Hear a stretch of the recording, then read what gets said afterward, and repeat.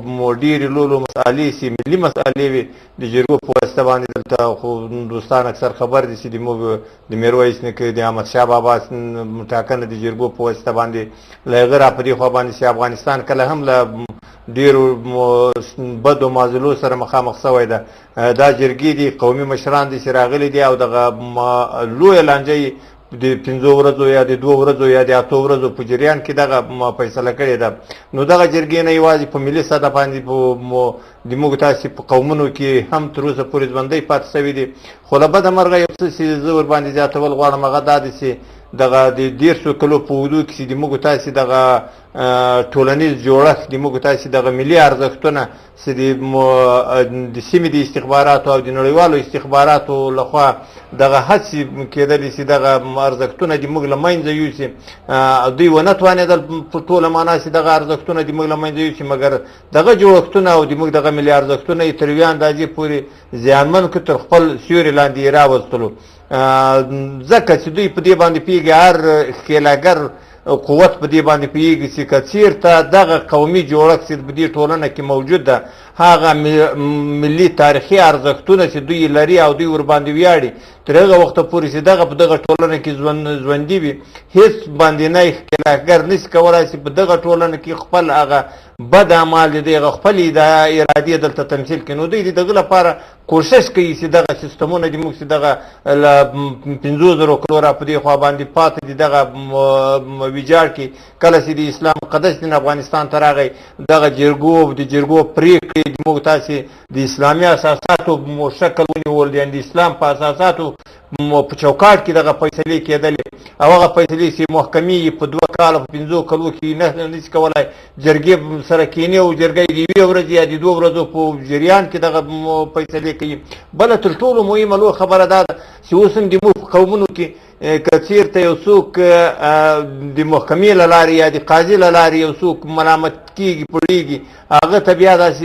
په سپکه سترګه کتل کېږي. مګر جرګه که څوک ملامت کړي، بس هغه هېڅ خبره نه ده، یا جرګې ملامت کړم، جرګې پړ کړم، د جرګې فیصله ده، بس دا مې منلې ده، هېڅ هغه خبره هم نه. یعنې یو درنښت د جرګې په پرېکړه کې یو درنښت موجود ده. بلکل. نو خبر هم دا ده چې لکه موږ د خپل ارزښت باندې چې ویاړ کوو، همدغه ډول زه دا وایم چې دا یو سپېڅلی ارزښت ده او دا سپېڅلی ارزښت تر پیړۍ نه راپاتې ده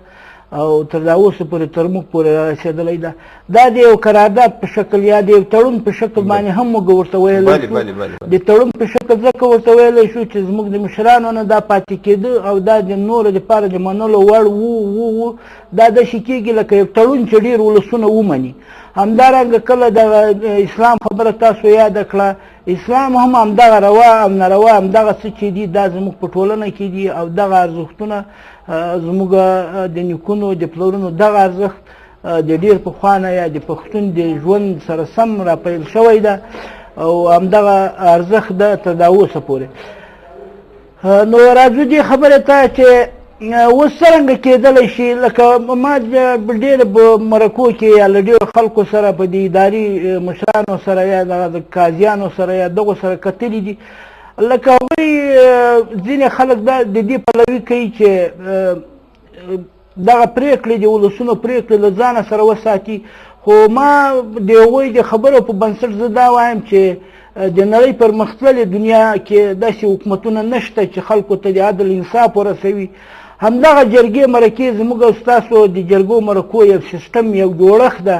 چې زموږ او ستاسو په کور او کلي کې، په هر کور او په هر کلي کې مشر شته